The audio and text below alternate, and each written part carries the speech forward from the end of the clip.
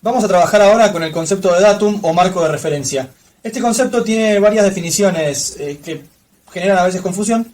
Lo que vamos a hacer es tratar de abordarlo desde un punto de vista geométrico y práctico al mismo tiempo. En pocas palabras, es un problema que en su planteo puede parecer sencillo, es decir, lo que estamos buscando es encontrar un sistema de coordenadas y un origen de coordenadas para representar puntos sobre la Tierra. Vamos a ver que tiene ciertas complicaciones. Suelo empezar la clase dando una definición de cuál sería, más bien un enunciado, de cuál sería el problema del datum. Es encontrar un método sistemático que le permita a uno representar puntos con exactitud arbitraria sobre la superficie de la Tierra, partiendo solo de datos susceptibles de ser medidos desde esa superficie. Es decir, bueno, yo tengo la superficie de la Tierra, yo estoy parado en algún lugar acá, y quiero representar un punto en cualquier lugar de la Tierra, con la precisión que yo necesite, 1 milímetro, medio milímetro, la que sea. Entonces, en principio sería un problema de elección de sistema y origen de coordenadas. La elección trivial es, bueno, elijamos como origen de coordenadas el punto donde estoy parado y como sistema de coordenadas cartesianas. Parecería que lo único que nos queda es orientar una terna en ese punto. Bueno, la única referencia válida que tenemos cuando estamos parados en algún lado y miramos a nuestro alrededor es la del horizonte, o más bien la de la vertical. Es fácilmente reproducible la vertical del lugar con una plomada, así que ubicaríamos un plano que nos dé estos tres ejes, Z, X e Y. No sería loco empezar por eso, porque es efectivamente la intuitiva, la representación intuitiva. Entonces uno podría plantar un teodolito ahí y empezar a medir. Antes de empezar, lo que vamos a hacer es tomar una convención, que es usar el eje Z hacia abajo, porque nos permite tener siempre coordenadas que dentro de la superficie terrestre son positivas. Entonces tenemos, por ejemplo, en esta ubicación el eje Z hacia abajo, el eje X hacia el sur y el eje Y hacia el, perdón, el eje X hacia el oeste y el eje Y hacia el sur. Porque es una terna derecha. Podríamos empezar a medir, pero con el teodolito y representar, y todo lo que representemos estaríamos asumiendo que está contenido en el plano XY, y le daríamos tal vez alguna Z, pero la representación plana sería una representación lo que se llama topocéntrica. Fíjense que esto es lo que realmente hicieron los primeros cartógrafos, es asumir que la Tierra es plana, así que las medidas que se tomaban en general eran distancias, no había todavía métodos de medición de ángulo directos, o sea que los ángulos se podían calcular solo por trigonometría. Se medían distancias y se representaban puntos. ¿Qué pasa cuando yo quiero vincular dos de estos planos locales? Si la distancia es suficientemente grande, puede pasarnos algo que nos desconcierte, que es, si yo tengo un plano local así, ahora voy a poner el eje X hacia el norte, que es la forma en la que lo normalmente usamos en cartografía. Por eso habrán visto que en algunos trabajos prácticos o otras cosas aparece el eje X hacia el norte. Eso no es que estemos dando la terna izquierda, es que el eje Z está hacia el centro de la Tierra. Entonces, ¿qué pasa? Cuando yo intento vincular este plano con este otro plano, aparecen ciertas diferencias, por supuesto. Si yo trato de ignorar la Z, van a aparecer algunas cosas raras, porque los puntos que este observador ve a determinada distancia, este observador los ve entre sí a otras distancias, porque el ángulo con el que los observa es distinto. Fíjense, por ejemplo, un observador acá mirando estos dos puntos no va a ver lo mismo que un observador acá mirando esos dos puntos. Entonces, ¿cuál es el problema? Si vamos más allá e intentamos hacer un triángulo, es decir, plantear otro eje más, vamos a obtener una figura que simplemente cuando unamos estas tres mediciones no va a cerrar. Hay muchos indicios que nos dicen que la Tierra es redonda a simple vista, y desde antiguo que se conocen. El más simple era observar el cielo y ver que las trayectorias de las estrellas son aparentemente circulares. Otro indicio bastante lógico es ver que la Luna es circular también y pensar que la Tierra tiene que ser un cuerpo de alguna especie similar a la Luna. Y otras más rebuscadas tal vez son la de ver un barco hundirse en el horizonte, aunque a veces se confundía ese efecto con la refracción atmosférica. Entonces, lo más lógico es empezar por plantear un modelo de Tierra esférica. Fíjense que hasta ahora yo, si bien estoy dibujando esferas, estoy planteando como un observador que se para en un plano y hace de cuenta que todo es plano. Entonces, si yo voy a plantear que la Tierra es esférica, primero tengo que plantear cuál es el radio de esa Tierra, o al menos una metodología para medirlo. Fíjense que pasara si un observador pudiera materializar un plano arbitrariamente grande. Un observador parado en este punto, conociendo que la Tierra es esférica, materializa un plano arbitrariamente grande. Tiene su vertical, que viene dada por el plano, y mide la vertical de otro lugar. Si conoce esta distancia d, y mide el ángulo entre su plano y la otra vertical, puede en forma indirecta medir el radio terrestre. Porque este ángulo es 90 grados, este es 90 menos alfa, y puede hacer trigonometría. Ahora bien, esto es lo que hizo Eratóstenes, el famoso matemático de Alejandría, que sin salir de Alejandría logró medir el radio de la Tierra con bastante exactitud. Alejandría y Asuán, antes llamada Siena, son ciudades que están distantes una buena cantidad de metros, aunque en ese momento no se usaban metros para medir, se usaban estadios, y la distancia era más o menos conocida porque había caravanas que unían el trayecto en camello. Esto es un camello. Entonces, sabía que había una cantidad de días de viaje, se sabía que los camellos avanzaban a una determinada velocidad medida en estadios, y la caravana avanzaba por el medio del desierto en línea prácticamente recta, y se sabía que estaban en el mismo meridiano ambas ciudades. ¿Cómo se sabía esto? Porque se podía medir azimut, es decir, uno podía saber si estaba caminando hacia el norte, porque podía orientarse con la estrella polar, que gracias a Dios en el hemisferio norte hay una estrella polar. Entonces, de esa manera sabía de Eratóstenes que ambas ciudades estaban ubicadas en la misma altura con respecto a la rotación terrestre, y supuso que él estaba recorriendo un meridiano, se armó un dibujo, es decir, fíjense lo que habrá pensado Eratóstenes. Dijo, bueno, la Tierra es redonda, y de alguna manera no habrá pensado que la Tierra giraba alrededor del Sol, porque era inimaginable en esa época tal vez, pero si las estrellas marcan esta trayectoria y esta es mi estrella polar, yo puedo estar seguro de que, al menos con respecto a las estrellas, las dos ciudades están en un mismo plano, porque yo camino están las dos en el hemisferio norte, yo camino siempre alejándome de la estrella polar o hacia ella. Entonces, Eratóstenes lo que hizo fue medir la sombra que el Sol hacía en el fondo de un pozo al mediodía, y la sombra que proyectaba a una persona ubicada con una varilla parada de esta manera, ¿no es cierto? La persona con una varilla o una columna, hay distintas versiones de la historia, proyectaría una sombra. Fíjense, si los rayos del Sol son así, esta persona proyectaría una sombra de este tamaño. Y esa es la forma en la que Eratóstenes midió el ángulo entre la vertical con la que la persona sostenía la varilla y la sombra. Por trigonometría también. ¿Por qué pudo hacer esto? Era famoso el pozo de Alejandría porque se decía que estaba en el Ecuador, no se hablaba de Ecuador en ese momento, pero que al mediodía la sombra en el fondo del pozo no existía, es decir, que los rayos del Sol incidían exactamente verticales en el pozo. Hay bastante de leyenda tal vez en esta historia, pero es cierto que Eratóstenes hizo la cuenta. Lo que no sabemos del todo claro es por qué se le ocurrió hacerla. La cuenta de Eratóstenes le dio alrededor de 6.400 kilómetros. En ese momento la habrá medido en una cantidad de estadios, no tengo presente ahora cuál era, pero es una versión bastante acertada. Se dice que muchos errores se compensaron entre ellos, el error de la inclinación del pozo, el error de la distancia del recorrido, y que Eratóstenes logró una medida más precisa de la que hubiera logrado si realmente hubiera conocido las magnitudes que estaba midiendo. Entonces, sabido que la Tierra es una esfera y que podemos determinar el radio, en realidad hay otras formas de determinarlo también, podemos plantear algunos problemas que nos permitirían definir las mediciones y utilizarlas para ubicar puntos sobre la esfera. El primer problema es, ¿qué tipo de sistema de coordenadas necesitamos usar si estamos midiendo sobre la superficie de una esfera? Bueno, se usan coordenadas esféricas. Tal vez el desarrollo histórico no es tan simple como, bueno, usemos coordenadas esféricas, porque no había tanto desarrollo matemático, aunque la matemática ya estaba muy desarrollada. Pero se estaban usando implícitamente coordenadas esféricas porque, para viajar, se aplicaba el concepto de línea de latitud.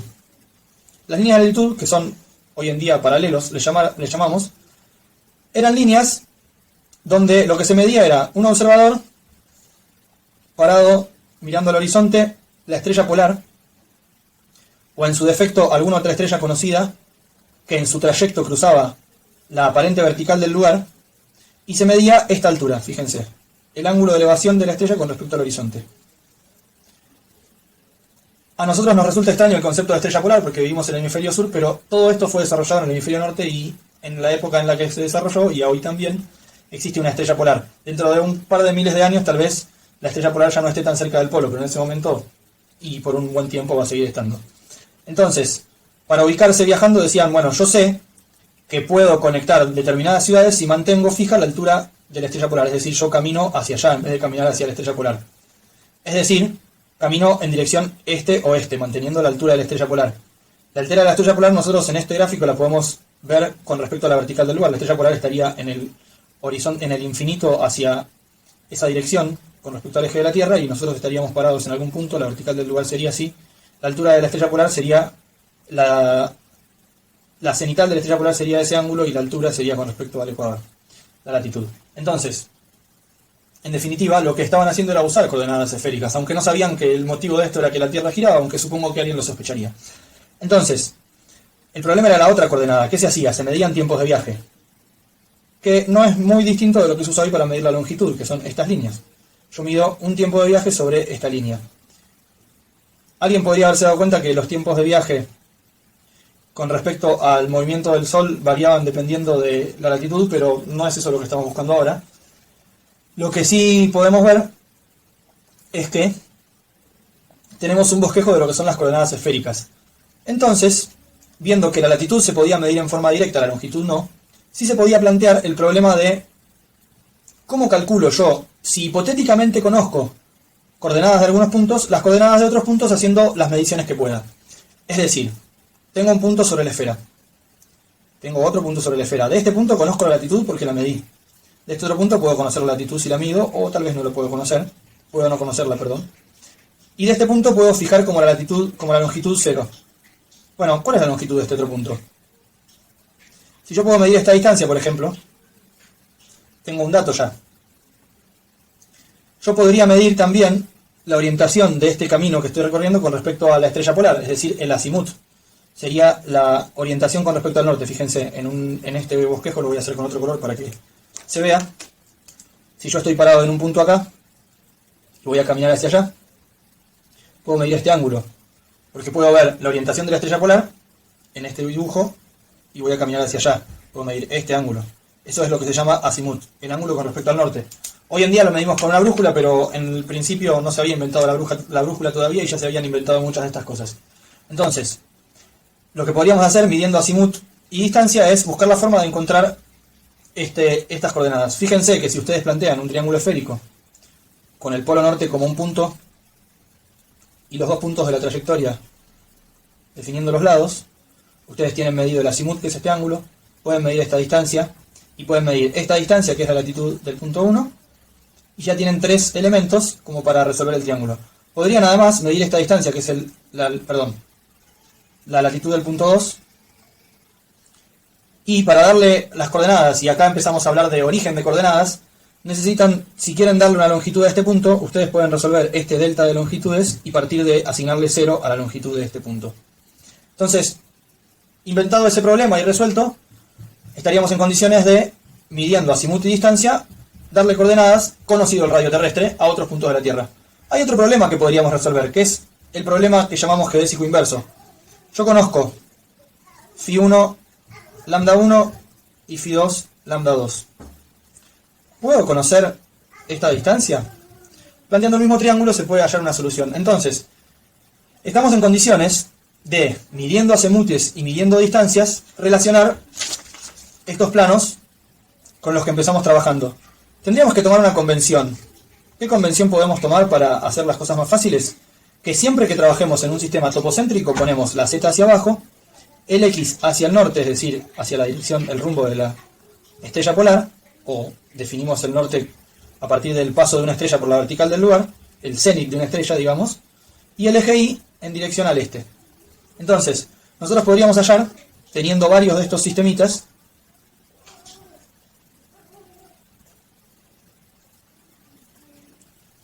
la forma en la que se relacionan entre ellos. ¿Qué forma sería? ¿Qué es lo que estaríamos hallando? Bueno, lo que estaríamos hallando serían las rotaciones con respecto al centro de la Tierra que necesitamos hacer para pasar este plano a este plano a este otro y así. Eso lo podemos hallar a partir de resolver los triángulos esféricos y los problemas geodésicos.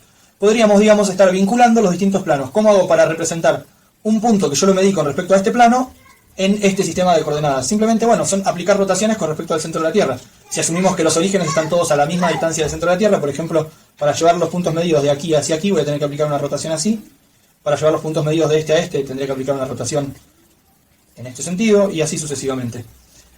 Son sistemas de ecuaciones o coeficientes que nos permitirían, hipotéticamente, unir los distintos mediciones a las que yo tuve acceso a partir de los planos locales. Esto nos lleva a que nosotros podríamos, teniendo una buena cantidad de mediciones hechas en planos locales, donde yo medí distancias, ángulos, azimutes, y algunas mediciones de latitud y de azimut geográfico, es decir, altura de estrellas y azimut con respecto al norte, yo podría armar un sistema de ecuaciones suficientemente grande como para despejar el radio terrestre y calcular una versión un poco más cercana a la realidad del radio terrestre que la de Eratosthenes, que simplemente usó la medición de un ángulo y con precisión dudosa. ¿Qué pasa si yo me planteo hacer eso? Bueno, yo voy a testear mi modelo. Tengo la Tierra, parto de este punto, mido hacia allá, parto de este otro punto, mido hacia allá, mido latitud acá, mido este azimut, mido este otro azimut, mido este azimut, y así sucesivamente, y vuelvo al punto donde partí, planteo las distancias. Resulta que tome el radio que tome, ese sistema de ecuaciones no cierra, nunca. Obviamente, dentro de determinada tolerancia, podemos decir, bueno, es error del instrumento. Pero hay muchas formas de verificar los errores de los instrumentos y se puede demostrar que el error que se está obteniendo es mayor que el error del instrumento. Eso, en principio, genera un problema, pero cuando se llegó a este tipo de incoherencias, ya se había empezado a trabajar con la gravedad terrestre y con determinados conceptos de física clásica, Newton básicamente, que permitían pensar que la Tierra en realidad no debería ser una esfera, sino más bien alguna figura que compense el efecto de estar rotando. Se plantearon en principio dos formas, una que es la correcta y que es el elipsoide de revolución, correcta, la más acercada a la realidad, que es el elipsoide de revolución oblato, es decir, achatado, y se planteó tal vez también en algún momento, una versión de elipsoide de revolución prolato, es decir, con forma de huevo, girando alrededor de este eje.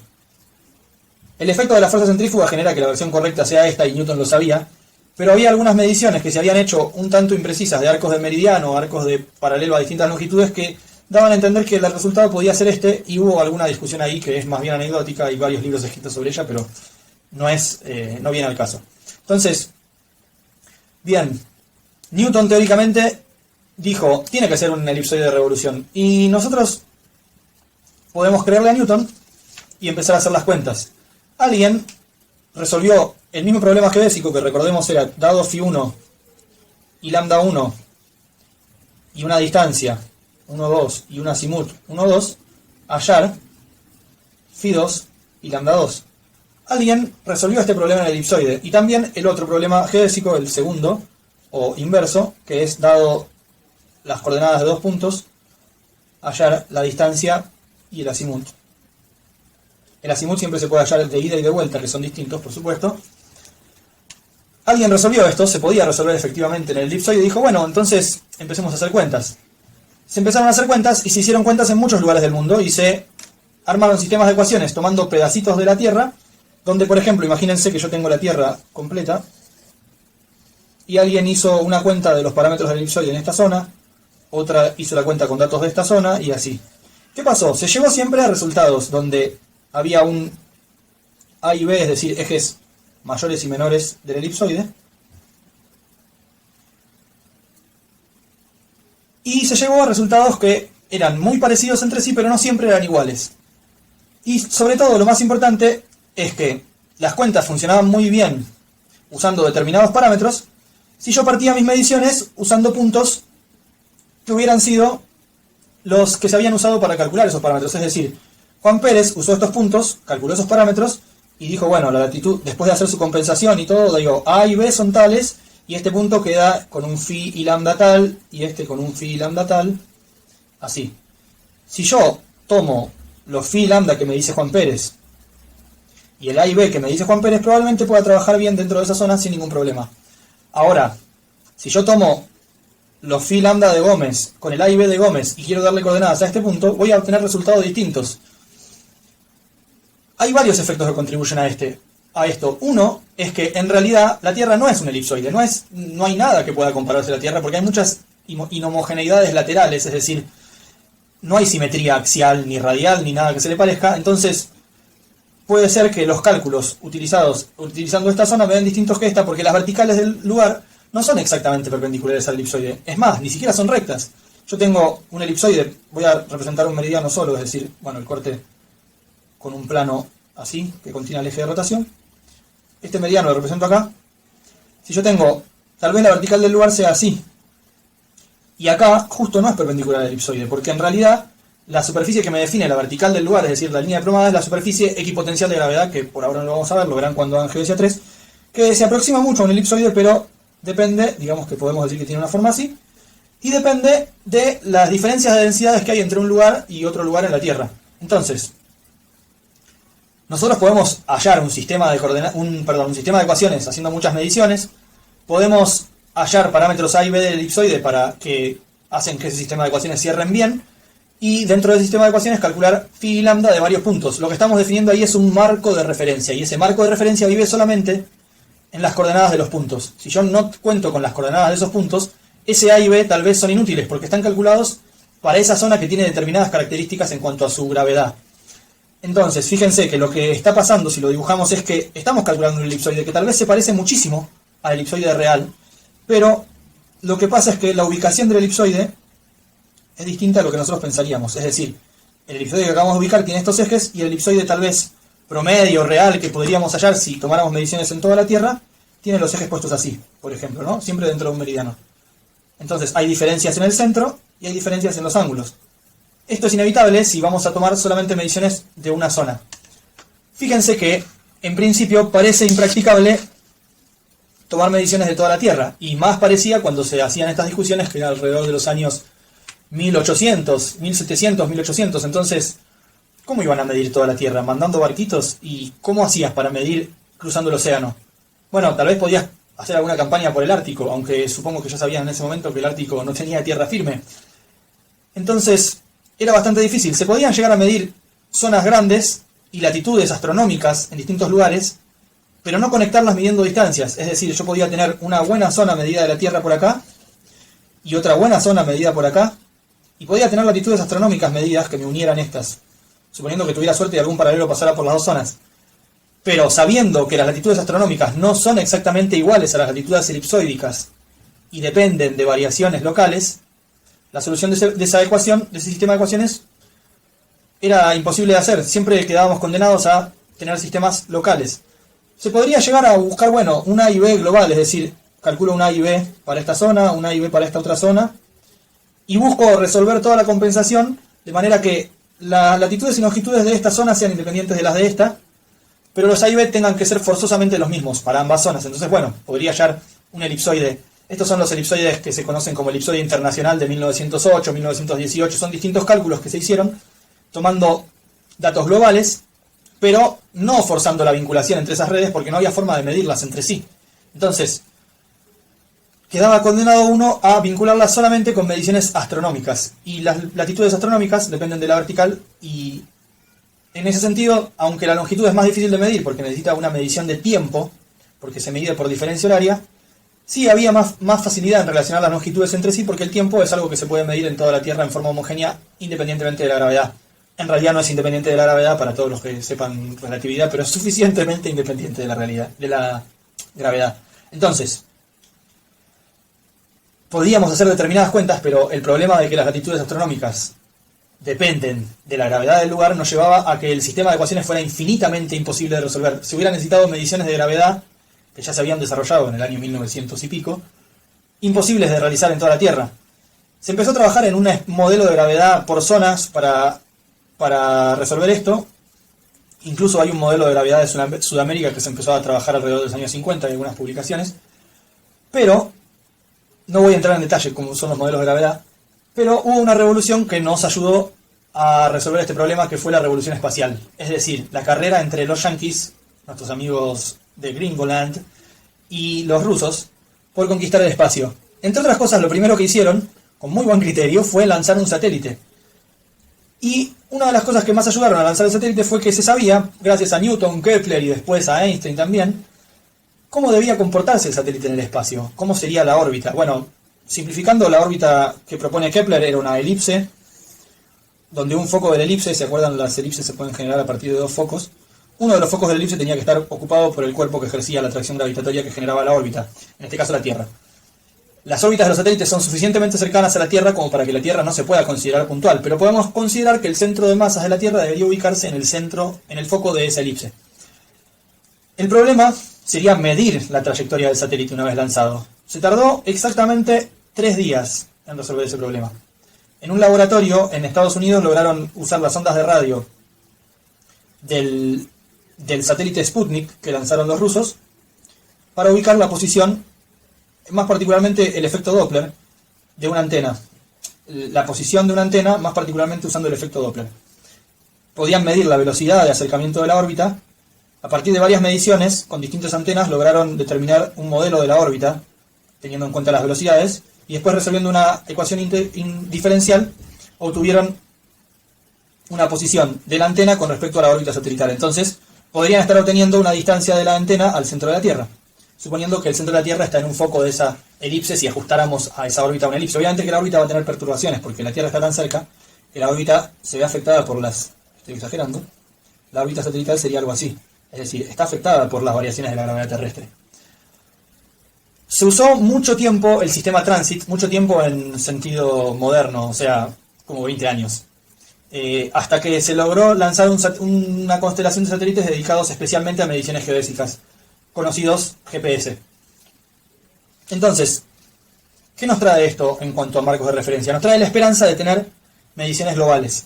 Yo tengo la Tierra tiene un radio de 6.400 kilómetros aproximadamente, y los satélites de GPS están a aproximadamente 24.000 kilómetros, si no estoy equivocándome ahora. Entonces, tendríamos órbitas así, ¿no es cierto? Algunos planos orbitales. Si nosotros tuviéramos receptores GPS, suficientes receptores GPS ubicados alrededor de la Tierra, como para hacer un buen modelo de las órbitas, podríamos determinar la posición del centro de la Tierra y del eje de rotación terrestre con respecto a las órbitas. Las órbitas, una vez que un satélite está en órbita, se mantiene dentro de un mismo plano orbital. No será exactamente plano, tiene determinadas perturbaciones que tienen que ver con la gravedad, pero es básicamente un plano. Podemos hacer esa simplificación ahora, es decir, tenemos una especie de sistema de coordenadas absoluto que llamaríamos fijo al cielo, donde tenemos ubicados los distintos planos orbitales. Gracias a que tenemos muchas estaciones midiendo las distancias a los satélites, podemos determinar esos planos orbitales, la relación sobre todo de esos planos orbitales entre sí. Una vez que tenemos esos planos orbitales y el movimiento de los satélites a través de esos planos, ubicados en un sistema fijo a los planos orbitales, no fijo a la Tierra, podríamos ubicar en el centro de ese sistema el centro físico de la Tierra, definir, bueno, el centro físico de la Tierra está donde ese sistema esté, donde el centro del sistema está. Y lo único que nos falta es fijar la posición del eje terrestre con respecto al eje de ese otro sistema, el eje de rotación quiero decir, y la velocidad de rotación con respecto a ese sistema, porque la Tierra está rotando y ese sistema no está rotando, para construir lo que se conocería como un marco de referencia fijo a la Tierra. Ustedes van a escuchar hablar de marco de referencia fijo al cielo y marco de referencia fijo a la Tierra. SEF es el fijo a la Tierra, y no me acuerdo ahora cómo se dice el fijo al cielo, pero Earth Center, Earth Fixer sería el fijo a la Tierra. Entonces, volviendo, tenemos muchas antenas midiendo, tenemos un megasistema de ecuaciones donde entran muchas cosas, entre ellas los parámetros de las órbitas, y logramos determinar un sistema de coordenadas de cómo son las órbitas entre ellas, y a partir de ahí logramos determinar un sistema de coordenadas de cómo se relaciona la superficie de la Tierra con ese sistema de coordenadas celeste. Obviamente que el sistema de coordenadas de la Tierra está en movimiento ahora, porque está rotando. Hay varias componentes de este sistema de referencia que no voy a mencionar ahora, pero fíjense, lo importante es lo siguiente. Yo partiría de latitudes y longitudes de las antenas aproximadas, medidas en algún sistema local, medidas con acimut astronómico. No necesitan ser exactamente precisas. Fíjense que estamos hablando de ir refinando precisiones. Entonces, Partimos de determinadas coordenadas. Tenemos mediciones de tiempos de viaje de señales desde esos puntos a los satélites. Esto es un satélite. Tiempos de viaje. Entonces, lo que estaría pasando ahora es lo siguiente. Necesitamos resolver un sistema de ecuaciones donde tenemos ecuaciones que describen las posiciones de los satélites con respecto a planos orbitales. Podríamos decir, bueno, tenemos algunos parámetros para definir el ángulo entre esos planos orbitales. Tenemos parámetros aproximados, porque cuando se lanzaron los satélites se los intentó poner en un plano orbital determinado. Es decir, bueno, tendríamos, por ejemplo, en relación al satélite 1, decimos el plano orbital del satélite 1 es el plano de referencia. El de otro plano tiene de otro satélite tiene determinada inclinación, el otro tiene determinada inclinación y la recta que corta un plano con el otro tiene determinado ángulo con respecto... Perdón, o sea, la recta que se define con el plano orbital 1 y 2 en el ecuador celeste tiene una azimut con respecto a la de otro plano y así. Entonces, vamos agregando parámetros los mínimos posibles y tenemos una forma en la que el satélite avanza a través del plano orbital. Lo describiríamos con alguna ecuación, por ejemplo un polinomio en coordenadas polares o lo que sea, y estamos armando lo que se conoce como efemérides de los satélites. Entonces, nosotros tenemos que determinar en un solo sistema de ecuaciones las posiciones de los satélites y las posiciones reales de los puntos sobre la Tierra. Phi, lambda, posta, le llamaríamos. Bueno, lo correcto en realidad acá es trabajar con coordenadas directamente cartesianas. No hay necesidad de usar un elipsoide. El elipsoide se va a usar después porque es más sencillo vincular mediciones realizadas sobre la superficie usando coordenadas de longitud, porque son solo dos parámetros y nos independizamos de un tercer parámetro. Entonces, tenemos un megasistema de coordenadas donde aparecen componentes de los...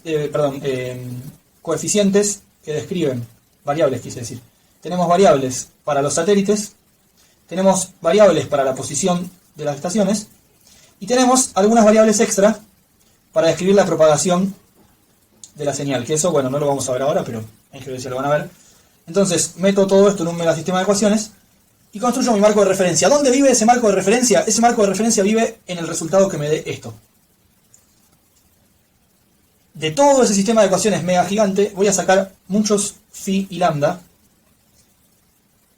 para todas mis estaciones. Ahora mi marco de referencia se construye en los phi y lambda de estaciones. ¿Cómo hago para agregar una medición, la coordenada de un punto dentro de ese mismo marco de referencia? Parto de esas mismas estaciones.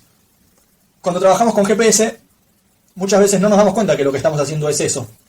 Pero en general es eso. Cuando hacemos diferencial, bueno, obviamente lo estamos haciendo. Y cuando hacemos PPP o alguna de esas otras técnicas que pudieron escuchar, o incluso cuando hacemos una solución de navegación, lo estamos haciendo a través de las efemérides de los satélites, porque las efemérides de los satélites están calculadas dentro de ese marco de referencia.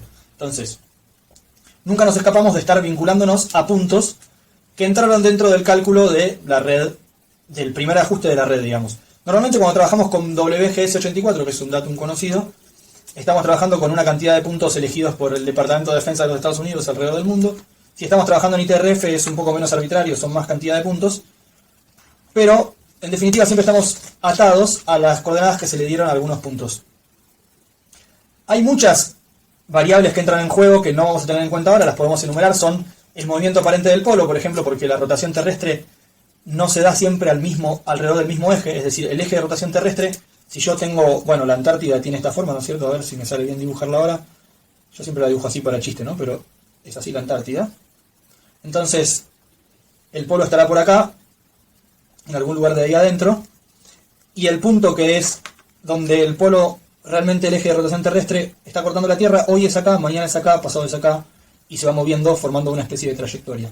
Esa trayectoria es lo que se conoce como movimiento aparente del polo, y se puede parametrizar y entrar dentro de nuestro cálculo. También puede entrar dentro de nuestro cálculo algún tipo de variación de la velocidad de rotación de la Tierra, que no es homogénea, aunque es bastante homogénea en sí. Y también entra, más que nada, en nuestro cálculo, la velocidad de movimiento de las distintas placas tectónicas, que en un ratito lo vamos a ver un poquito por arriba. Entonces, tenemos un sistema de ecuaciones muy grande, donde tenemos en cuenta muchas cosas, y lo importante es que dentro del sistema de ecuaciones aparecen nuestras coordenadas de los puntos que estamos trabajando, en un sistema de referencia que estábamos definiendo como centrado en el mismo lugar donde está centrado el sistema de referencia de las órbitas. Es decir, estamos intentando poner la terna cartesiana, X y Z, yo dibujo siempre primero la Z, ¿no es cierto? X y Z, centrando la Tierra acá. Entonces ahora sí, yo no estoy ya definiendo la posición del elipsoide a partir de los puntos que medí, sino que estoy definiendo los puntos que medí a partir de la posición del elipsoide. Entonces si yo voy a tener phi lambda, lo voy a tener porque calculé los puntos en un sistema de coordenadas cartesiano, ubiqué un elipsoide en el centro de ese sistema, que debería ser el geocentro porque las órbitas son geocéntricas, y tengo ahora un elipsoide que llamaríamos un marco de referencia global, un elipsoide centrado en el centro de la Tierra. No me salvo ahora de, si yo tengo que usar cartografía que estaba en otro marco de referencia, encontrar la forma de pasar a este sistema lo que venga de otro sistema, por ejemplo este, con un elipsoide puesto de esta manera. Bueno, tendré que hallar este desplazamiento y estos ángulos. Van a ver ustedes cuando trabajen con distintos datum que la forma de convertir entre un datum y otro, la más común, incluye 7 parámetros de rotación, traslación y escala entre la ubicación de los dos elipsoides. Esto, bueno, el motivo es este exactamente, que los datum locales no tenían acceso al centro de la Tierra. Nos queda ver el problema del movimiento de las placas tectónicas. Para cartografía en general este no es un problema demasiado grande porque no solemos necesitar tener una cartografía que sea al mismo tiempo tan detallada y que tenga una precisión absoluta tan grande. Es decir, si tenemos un plano de mensura, no necesitamos tener la coordenada del vértice de ese plano de mensura al milímetro. Y si tenemos el mapa de una ciudad, no necesitamos tener el milímetro de la esquina. Con tener una coordenada que nos dé a los 5 metros nos alcanza y nos sobra. Entonces, nunca necesitamos en cartografía la precisión relativa y absoluta al mismo tiempo. Sí lo necesitamos en geodesia y sí se necesita para muchas aplicaciones. Entonces, y en geología se puede aprovechar que se logró una precisión muy grande para describir la deformación de las placas tectónicas. Voy a ser un poco breve en esto, pero la Tierra está dividida como en bloques, digamos, ¿no? Yo lo voy a partir así, no es así, por supuesto. Pero cada bloque tiene un movimiento independiente, donde puede haber básicamente 3 tipos de relaciones entre las distintas placas. Puede haber subducción, donde una placa se mete debajo de la otra. Puede haber un choque. En realidad, bueno, son 2 tipos de relaciones, pero una placa iba a contar 2 veces. Una placa puede estar debajo de la otra o la otra placa puede estar arriba de la una, es obvio. O puede ser que se estén moviendo de esta manera, digamos. O sea, esta placa, ahora la estoy viendo de arriba, esta placa se mueve hacia allá y esta hacia allá. Hay veces donde pasa que en un sector es así, pero en el otro sector acá hay subducción. O sea, hay cosas raras así, en Centroamérica pasa mucho.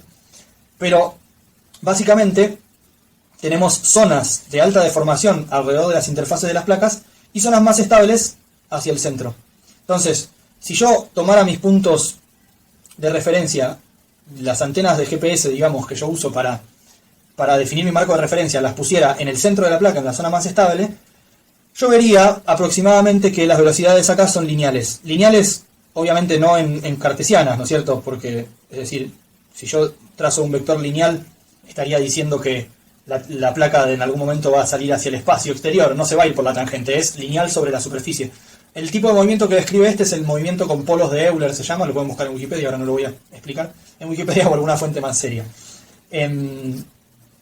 Entonces, lo que va a pasar es que si yo tomo puntos muy cerca de las interfaces, probablemente esas velocidades me generen ruido, haya mucha variación entre el movimiento de este punto y este otro, y si yo en mi sistema de ajuste no tengo en cuenta eso, es decir, asumo que todos los puntos están quietos, puedo tener problemas. ¿Problemas de qué magnitud? Estamos hablando de milímetros por año. Si yo voy a usar 10 años de datos para hacer un ajuste, puedo tener problemas para hallar la precisión del centímetro, de los 2-3 centímetros.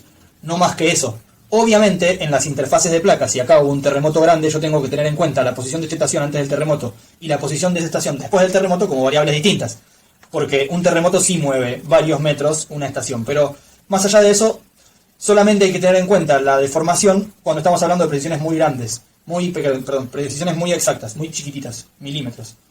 No sé si le decimos grande o chica esa precisión. Entonces, estamos buscando precisiones grandes, vamos a tener en cuenta todo eso. Todo eso tiene que entrar dentro de un ajuste, de ese sistema grande de ajuste. A veces lo que se hace, y que se suele hacer, es armar el sistema de referencia usando coordenadas de puntos que estén lejos de las interfaces, y después hacer un refinamiento, es decir, bueno, me voy a quedar con esta zona, solo una placa, parto de esos datos en el marco de referencia que ya está, describo un movimiento, o sea, invento un modelo de movimiento y trato de ajustarme a ese modelo de movimiento y tomo las coordenadas las coordenadas que esos puntos tienen en mi marco de referencia como coordenadas de inicio, como condiciones iniciales, pero busco ajustar mejor el modelo. De esa manera se crean lo que se llaman modelos de velocidades, ustedes los pueden buscar para cada placa tectónica, modelos, movimiento de las placas, hay muchos modelos a partir de esto, pero cuando estamos hablando de precisiones tan chiquititas no se necesita que el ajuste sea completo junto con el ajuste del marco de referencia, sino que se puede trabajar por separado. ¿Por qué? Porque nosotros sabemos que con GPS podemos hacer cálculos de determinados vectores para determinadas épocas con una precisión suficientemente grande si tenemos coordenadas iniciales suficientemente precisas. Entonces, el marco de referencia nos va a dar las coordenadas iniciales. Nos va a decir, bueno, tenés phi lambda de los 2 puntos con una precisión cercana a los 2-3 centímetros. Vos después hallás la distancia partiendo de esas condiciones iniciales, pero la hallás con una precisión de 1 milímetro por ahí. Ahora, ¿cuál punto tomás como válido? ¿Este o este? Bueno, esa es una decisión tuya. Puedes tomar uno u otro y estás desatándote del marco de referencia, creando un marco de referencia nuevo tuyo, que puede ser muy parecido al marco de referencia original y podés hallar parámetros para transformar entre un marco y el otro. Porque una vez que tenés la posición promedio de todos tus puntos en tu nuevo marco definido porque te gustó, podés hallar una forma de transformarlo a los otros con un modelo de deformación, un modelo de velocidad, etc.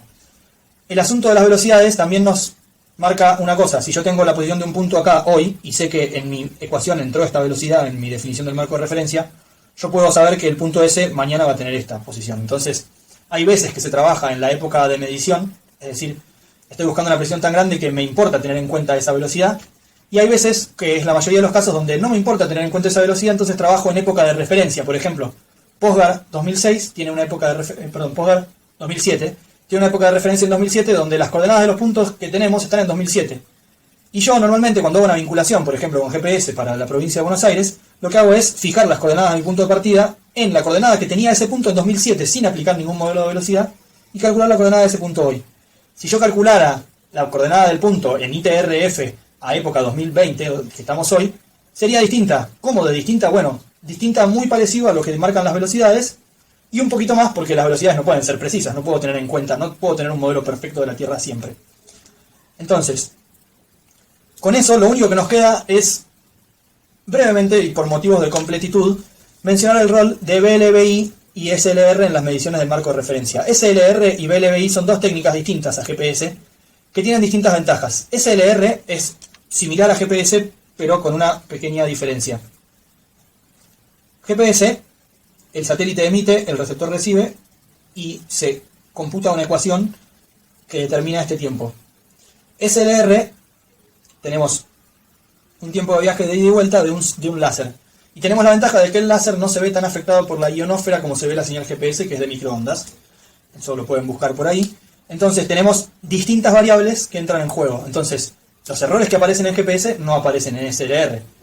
Se entiende entonces que voy a tener una fuente de datos independiente, porque es independiente en el sentido de que va a estar descorrelacionada al menos con respecto a la parte de la correlación que se debería a determinados errores atmosféricos, por ejemplo.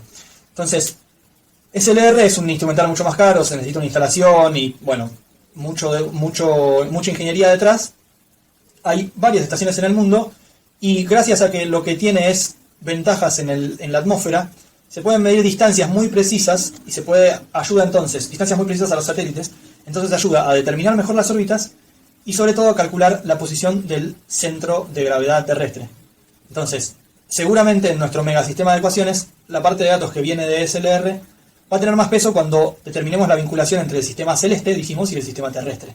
Es decir, entre la terna que sabemos centrada a las órbitas satelitales y la terna que centramos a la Tierra y le permitimos, rotar con la Tierra. PLBI es otra técnica donde yo tengo dos antenas de radio, no sé si abajo. Tengo dos antenas de radio, las antenas de radio por algún motivo se dibujan así. Tengo dos antenas de radio mirando a fuentes de microondas muy lejanas, es decir, cositas en el espacio que están infinitamente más lejanas que las estrellas que vemos, y están observando el ruido que esas producen. Si esto fuera la señal de audio que producen, sería un ruido así, y esto también, y lo que determinan es, bárbaro, yo estoy escuchando esta parte es la misma que esta otra, y cuál es el delta de tiempo entre que se escuchó en este receptor y se escuchó en este otro receptor. Eso nos permitiría, sabiendo el tiempo de viaje, calcular la distancia entre las dos antenas perpendicular a la trayectoria de viaje de la señal, con bastante precisión y teniendo en cuenta que es un ruido que es pseudo aleatorio, es decir, que tiene determinadas ventajas con respecto a la señal GPS, que es en una sola frecuencia. Entonces, Además de eso, la señal GPS viene de un satélite que está a 24.000 kilómetros y esta señal viene de una fuente que está a todos los efectos prácticos en el infinito. No podemos decir que esté en el infinito simplemente porque todavía no podemos decir si el universo es infinito o es finito, pero lo que sí podemos decir es que si la Tierra se está rotando, esta variación va cambiando, esta distancia va cambiando. Es decir, que lo que estamos haciendo es midiendo la proyección de este vector sobre la dirección tomada desde el infinito, perdón que esté ensuciando tanto el dibujo, de las ondas. Si consideramos fija la dirección de las ondas, lo que estamos midiendo con mucha precisión es la orientación terrestre. Es decir, con BLBI lo que podemos hacer es medir muy bien la rotación terrestre. La orientación de un vector con respecto a un vector que podemos considerar a todos los efectos fijo en el espacio. Entonces, lo que estamos diciendo es que con BLBI vamos a poder calcular muy bien, por ejemplo, el movimiento aparente del polo, determinar la velocidad de rotación terrestre con mucha más exactitud, y vamos a poder entonces, teniendo eso en cuenta, meter esa información también en nuestro mega sistema de coordenadas de ecuaciones para determinar el marco de referencia. Entonces, haciendo un poco de resumen, vamos a tener un montón de información que nos va a permitir definir, teniendo en cuenta muchas variables y muchos parámetros que entran en juego, parámetros orbitales, parámetros de propagación de las ondas, parámetros, posición, velocidad. Lo más importante para nosotros es que de todo ese sistema de ecuaciones, con un montón de información, nosotros tomamos en cuenta esos parámetros, modelamos un montón de cosas y sacamos phi y lambda. Phi y lambda, coordenadas de puntos. Y ahí tenemos materializado nuestro sistema de referencia. Repito, el sistema de referencia existe solamente en el listado de coordenadas de los puntos que se hallaron cuando se calculó el marco de referencia. Perdón, dije sistema antes, quise decir marco. Esto vale tanto para un sistema global complejo calculado con GPS, BLBI, SLR, para un sistema que está derivado de este, como dijimos, bueno, yo quiero un sistema que sea más preciso en esta placa con determinada deformación, bueno, parto de mediciones de distancia y qué sé yo con GPS. El mecanismo por el cual las distancias medidas con GPS son más precisas que el marco de referencia en sí, bueno, ya lo aprenderán en geodesia. Partiendo de todo eso, bueno, puedo armar un marco de referencia mío nuevo, pero ¿dónde vive ese marco de referencia mío nuevo? Solamente en las coordenadas que yo acabo de calcular. Y si yo estoy trabajando en un sistema de referencia local, de los antiguos, medido con teodolito y cinta, ¿dónde vive ese marco de referencia? Por ejemplo, Campo Inchauste 69, donde está mucha cartografía argentina, en el listado de coordenadas de los puntos de triangulación que se usaron para definir ese dato. Entonces, si yo quiero tener coordenadas en Campo Inchauste, ¿qué tengo que hacer? Y bueno, tengo que ir a encontrar un punto que tenga coordenadas medidas en ese sistema y medir y resolver los problemas geodésicos directo, inverso, etcétera, para hallar las coordenadas de los puntos que tengo, que nuevos que quiero agregar. Una forma no tan precisa es trabajar en un datum nuevo y encontrar parámetros de transformación entre un datum y el otro, pero esto siempre está supeditado a que en realidad la ubicación del elipsoide en el datum original no es exacta, no es, bueno, tengo un lugar y ahí está la vertical y si vos tirás una plomada ahí tienes la ubicación del elipsoide, no. Es el producto de una compensación, por eso digo, y repito y lo vuelvo a repetir, que la posición de ese elipsoide vive en las coordenadas que tenían esos puntos en ese datum. Finalmente, algunos comentarios sobre lo que llamaríamos el datum altimétrico. Cuando nosotros estuvimos hablando recién de marco de referencia, estamos hablando de ubicar un punto sobre la superficie terrestre. Bueno, cuando trabajamos con el datum global, las coordenadas, cada punto tiene coordenadas en 3 dimensiones. Dijimos que partimos de X, Y, Z, hicimos una mega compensación y dimos phi lambda, obviamente que asociado a ese phi lambda hay una distancia al elipsoide perpendicular. Pero, cuando estamos haciendo mediciones locales, no tenemos acceso a GPS, estamos atados a la gravedad. Y muchas veces queremos estar atados a la gravedad, porque el agua se mueve según la gravedad, y muchas veces lo que queremos es medir el agua, el movimiento del agua. Entonces, fíjense que, por ejemplo, nosotros tendríamos el elipsoide por acá, la superficie topográfica por acá, es decir, el lugar donde nos vamos a parar, y tenemos la superficie equipotencial de la Tierra, es decir, la superficie donde si yo pongo agua en todos esos puntos no se mueve. Si yo lograra nivelar la Tierra a que sea una superficie equipotencial y tire una gotita de agua, no cae para ningún lado. Entonces, yo voy a tener, por ejemplo, que este punto tiene determinada altura con respecto al elipsoide, pero tiene determinada otra altura con respecto al geoide o la superficie equipotencial. Esas alturas normalmente se llaman H y H, perdón, H la que es relativa al geoide, H mayúscula, y H minúscula la que es relativa al elipsoide. En algunos lugares es alevoso en este dibujo, ¿no? En la realidad nunca es tan alevoso, la diferencia entre la vertical topográfica, que nunca se puede medir, la vertical del elipsoide, del geoide, y la vertical del elipsoide, que supongamos que acá está por acá. son ángulos muy distintos. En principio, cuando nosotros trabajamos con instrumental topográfico, nos estamos atando a las verticales del geoide. Entonces, hay muchas cuentas para corregir por gravedad determinadas mediciones, pero en principio lo que tienen que tener en cuenta es justamente eso, la vertical del lugar está atada al geoide, no al elipsoide. Cuando miden con instrumental topográfico están atados al geoide, no al elipsoide. En la mayoría de los casos es realmente lo que nos interesa. Ahora, esta desviación de la vertical se puede usar para calcular finalmente un modelo de geoide que, entre otras cosas, nos puede dar la diferencia de altura entre el elipsoide y el geoide en cada punto para poder vincular ambos sistemas. ¿Por qué es tan importante vincular ambos sistemas? Bueno, muchas veces trabajamos con GPS y con nivelación, con GPS y con trigonometría. Si nosotros logramos hallar un modelo de geoide suficientemente preciso, podemos vincular esas mediciones correctamente. Si no hallamos un modelo de geoide suficientemente preciso, hay mediciones topográficas que no se van a poder vincular correctamente al elipsoide porque no tenemos precisión suficiente para calcular esa conversión. En las cartas topográficas en general se define lo que es la altura con respecto a un nivel medio del mar. Eso es porque se calculó la altura a partir de mediciones de nivel, con nivel geométrico, con el altímetro, y con mediciones de gravedad y se hicieron las cuentas para compensar correctamente esas mediciones. Entonces, son realmente mediciones de altura con respecto a una superficie equipotencial de la Tierra, que coincidiría con el nivel medio del mar, el mareógrafo de Mar del Plata, trasladado a Tandil en un punto, bla, bla, bla. Lo que importa acá es que esas mediciones no están atadas al elipsoide. Entonces nosotros tenemos phi lambda en campo Inchauspe, por ejemplo, un elipsoide que ni siquiera sabemos cómo está ubicado, y una altura que es, bueno, con respecto a una superficie equipotencial.